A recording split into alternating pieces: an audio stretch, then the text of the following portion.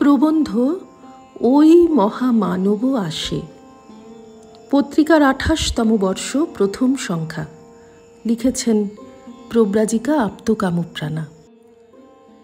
কপিলাবস্তুর মহারানী মহামায়া স্বপ্ন দেখেছেন শ্বেত হস্তি তাঁর দক্ষিণ কুক্ষিতে প্রবেশ করেছে।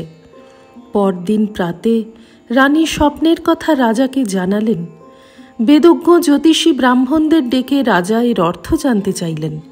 তাঁরা বললেন, রানী সন্তান সম্ভবা এবং সেই সন্তান পুত্রই। ওই পুত্র সংসারী হলে চক্রবর্তী রাজা হবে, আর সন্ন্যাসী হলে সকলের মুক্তি সাধক বুদ্ধ হবে।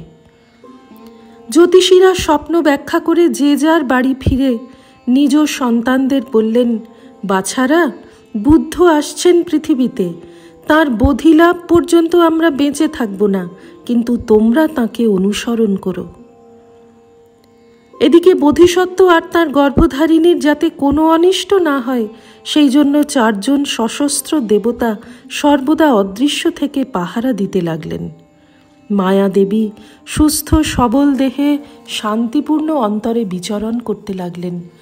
বুদ্ধ জননীর বৈশিষ্ট্য অনুসারে তিনি ইন্দ্রিয়ের চাঞ্চল্য যেমন অনুভব করলেন না, তেমনি কোনো রোগও তাঁকে স্পর্শ করতে পারল না।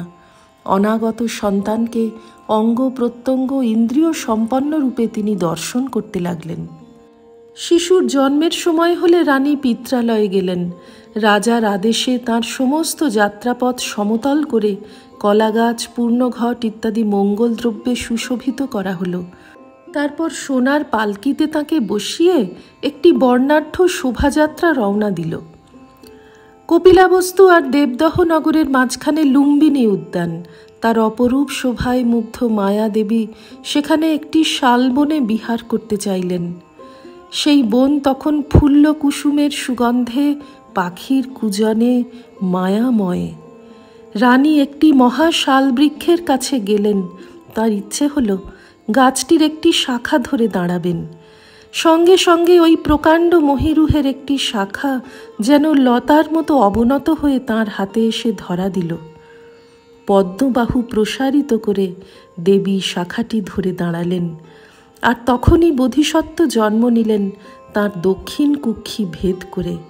সেদিন বৈশাখী পূর্ণিমা, খ্রিস্টপূর্ব 624 অথবা 463 অব্দ।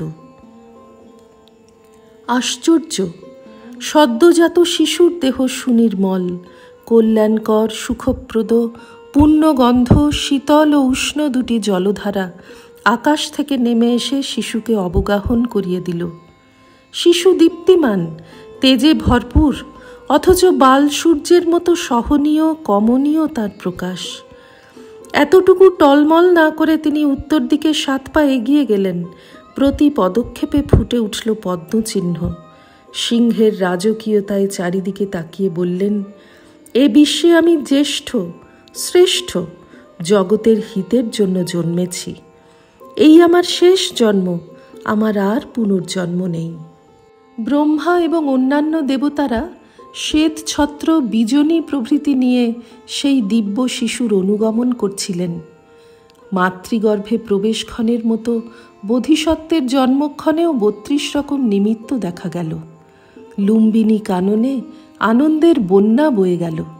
তারপর কপিলাবস্তু আর দেবদহ উভয় নগরেরই অধিবাসীরা নবজাত শিশুকে নিয়ে কপিলাবস্তুতে ফিরে এলেন।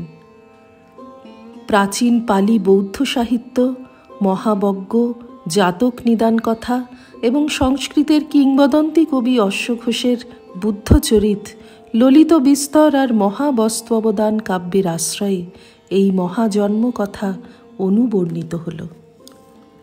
শ্রীরামকৃষ্ণার্পণমস্তু।